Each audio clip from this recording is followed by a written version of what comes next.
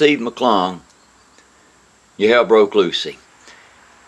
I made a video and I broke my attempt to keep it short. So I did what I've rarely done. Erase the video and I'm going to start over and keep it short.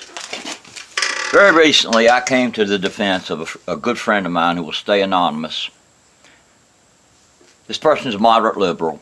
They made a comment on Facebook about the horror, the poor people in Puerto Rico, and a slight slap at Trump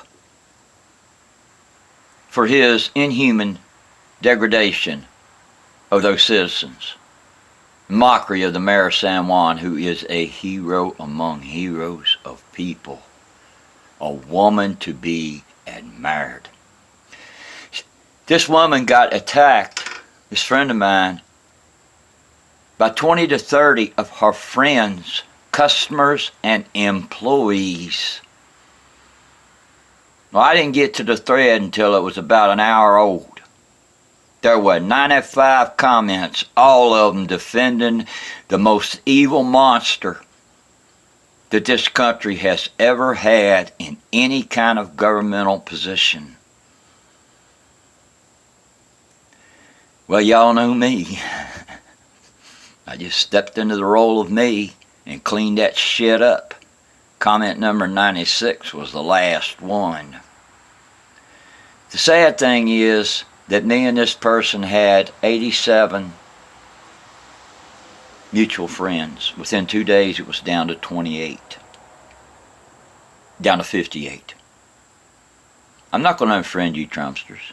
I'm not going to unfriend a conservative. And I encourage you progressives and liberals, don't do it either.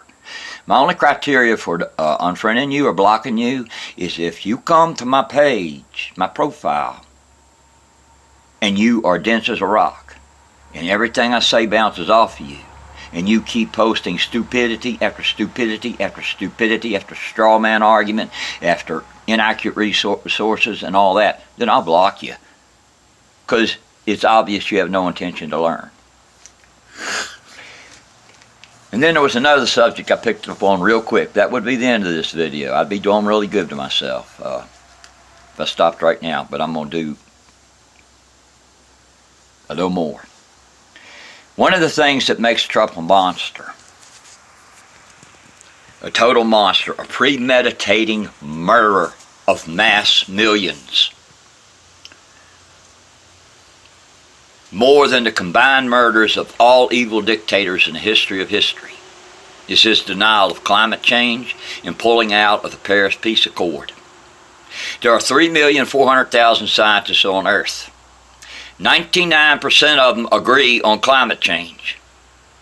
1% are immoral, bought out, traitors, liars, and the filthiest of the filth, who accept large checks from Christianity and the Conservative Party to write papers trying to debunk climate crisis, all because they have a title from Stanford or Berkeley or wherever the fuck, you know? That's why I made a meme a little bit ago, made a post, said, the root of the downfall of this country are lying, accredited people. People with credentials who lie. Well, it's been proven by history that the masses prefer a very comfortable lie over an uncomfortable truth, even though that truth will save your life, your child's life, the life of the planet. Well, being a progressive, I can't shut up. I can't quit learning. And so I just read a full science article, 3 as a matter of fact. Oh, let me stop for a minute. You people who think that, go by the saying, well, if you got it on Google, it must be true. You know, you're stupid. You don't know how to research. If you go to your bias sources, of course you're going to get bullshit. If you go to public opinion and voluntary remarks from ignorant people, you're going to get bullshit. If you truly know how to type in a search, you're going to get education, baby. Google takes up about 2 hours of my day. I'm a sponge the size of the Empire State Building for knowledge and information. I don't care if it hurts my sensitivities. I'll get over that. I would rather have the bold, raw truth. That's my strength. That's my morality. That's one of the very few things in my life that I've got to be proud of. It's cost me. Yeah, it has. It's cost me a lot. What keeps me going is the regular comments and messages I get from friends telling me, thank you for speaking out for so many of us who can't. Because we're not up to facing the societal rebuke that we will get if we speak the truth. That's what keeps me going. The stink bug invasion in the United States is what I read the 3 articles on. It's half caused by climate crisis.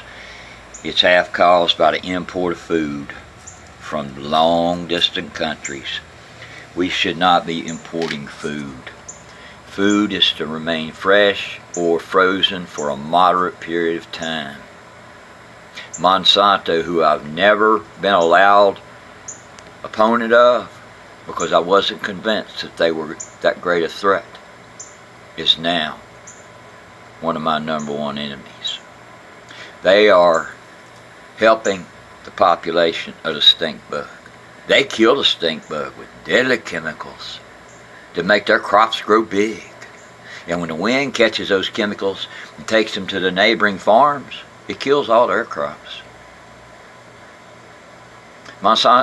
Trump pulled out of the climate accord in Paris. He's a monster.